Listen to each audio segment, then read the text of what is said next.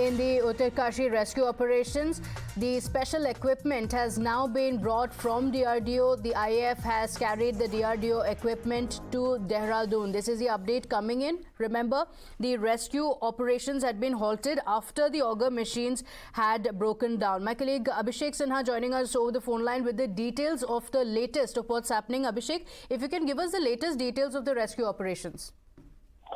देखिए, rescue operation में सबसे बड़ा अपडेट ये है जो प्लाज्मा कटर और अन्य इक्विपमेंट्स आने की बात कही जा रही थी हैदराबाद से, वो आज सुबह देहरादून पहुंच गए हैं और ये सबसे लेटेस्ट अपडेट है। और कुछ ही देर में अब यहाँ पे ऐसा लगता है कि आज काम बहुत जोरों शोरों से चलने वाला है। और कुछ ही देर में यहाँ पे जहाँ हम सिलक्यारा टनल में जो ऑगर मशीन के पार्ट्स फंस गए हैं उन्हें काटने में मजबूती से उनका सहयोग करेंगे। और देखिए, आज मैं जो लेटेस्ट अपडेट बता रहा हूँ, एक और अपडेट है जो तकरीबन 12 मीटर के आसपास जो टनल है, टनल में फंसा हुआ ऑगर मशीन के जो पार्ट्स है वो काट लिया गया है। लेकिन प्लाज्मा कटर आने के बाद, जैसे कल मुख्यमंत्री ने भी बताया था कि प्लाज्मा कटर आने के बाद 1 घंटे में 4 मीटर तक वो पार्ट्स को काटने में सहयोग करेगा, तो ये अपने आप में बड़ा अचीवमेंट देखा जा रहा है। लेकिन देर बहुत हो गई है, कहीं ना कहीं परिवार वाले निराश हो रहे हैं। तो इन सब बातों का ध्यान में रखते हुए आज प्लान बी वर्टिकल ड्रिलिंग का जो काम शुरू होना है वो आज शुरू हो जाएगा। तकरीबन आज मौसम भी थोड़ा सा ठंडा हो गया है और ऐसा कयास लगाई जा रही है कि येलो अलर्ट्स के चलते यहाँ बर्फबारी की संभावना भी बेहद ज्यादा हद तक है। तो इन सब चीजों को देखते हुए थोड़ा सा रेस्क्यू ऑपरेशन में परेशानी का दौर बन सकता है। Okay, Abhishek, जैसे आपने बताया, for family members it's been a very long and very anxious wait. What are the measures that have been taken? बताया जा रहा है कि एक फोन लाइन भी एस्टैब्लिश किया गया है. Family members have been getting very anxious because there has been a delay yet again. Any details on that?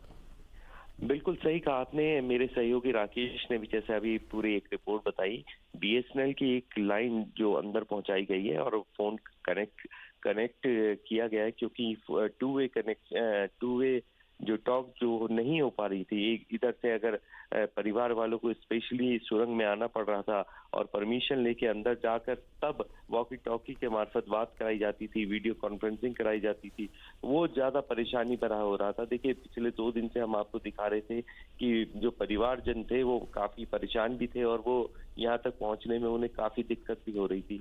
और दूसरी वजह एक और है कि वो बेहद ज्यादा गरीब हैं, उन लोगों को ठहरने की जो सुविधाएं जो है वो बहुत सीमित हैं और वो यहाँ तक पहुंचते हैं। तो ये एक कहना चाहिए भौगोलिक स्थिति की अगर मैं बात करूं तो यहाँ पहुंचना भी बहुत आसान नहीं है।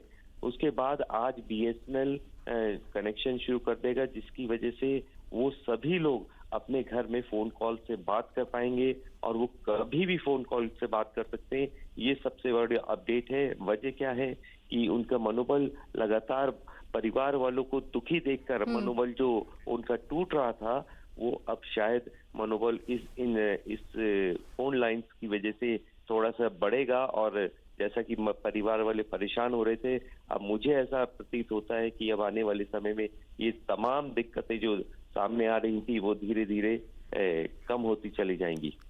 Okay, all right. Abhishek, thank you so much for joining us with those details. In fact, we'll come back to you for those updates through the day as well as and when there are any updates in the same. And remember, the family members have also been apprised of what the situation is like. They've been talking continuously to the men who have been trapped in the tunnel.